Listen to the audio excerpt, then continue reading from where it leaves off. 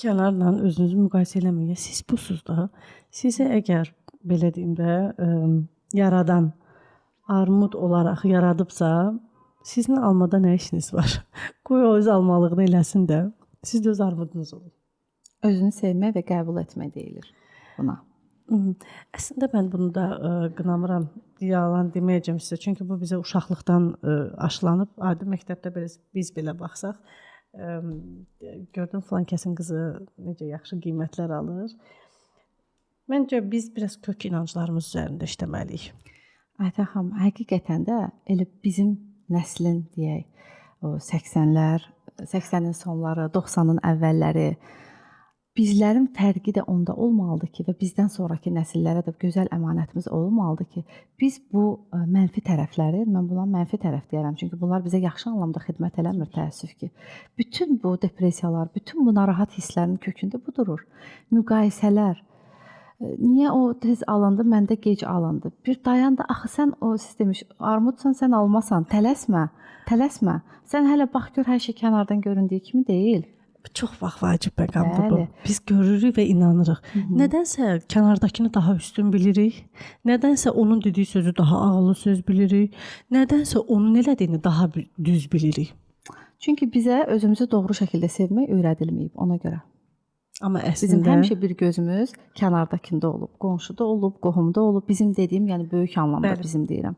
Və bizim də fərqimiz olmalıdır ki, öz üzərimizdə işləyək və başa düşək, bizim kök inanclarımızda bizə xidmət etməyən nələrdir? Xidmət etməyən nələrdir? Bəli, baxın, inanclarımızda xidmət etməyən nələrdir?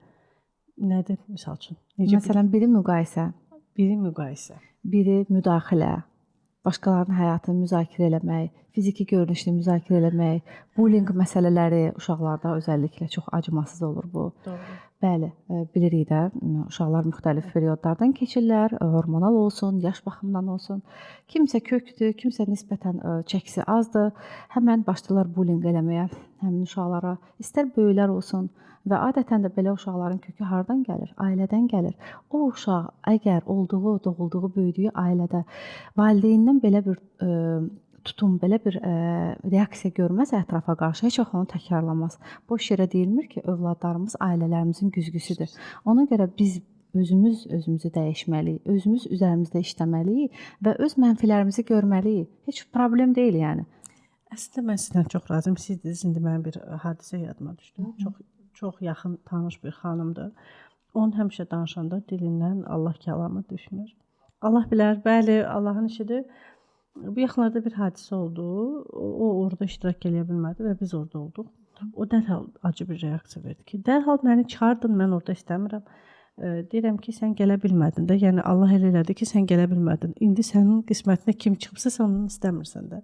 Mən başa düşdüm ki, əslində dilimizdə nə qədər də Allah sözü olsa, biz Allaha etibar eləmirik. Bəli. Ümumiyyətlə etibar nədir? Biz onu bilmirik. Mükəmməl. Mən o gün elə bu barədə bir yaxın insanla danışmışam. Narahatam, hər şeyi kontrol eləmək istəyirəm. Deyirəm, əzizim, canım gözüm, Allahına, səni yaradana inanırsan? İnanıram. Nəyin narahatçılığını keçirirsən? Əlbəttə ki, bunu daim kontrolda tutmaq mümkün deyil. Çünki dediyim kimi də ailə məsələləri var, genetik məsələlər var, ötürülmüş məsələlər var. Bunu tamamilə bir günə dəyişdən söhbət getmir. Mümkün də deyil. Zaten məsələ fərqində olmaqdır. Məsələ fərqində olmaqdır. Fərqində olan kimi, inanın ki, zəncirin biri orada düzəlir.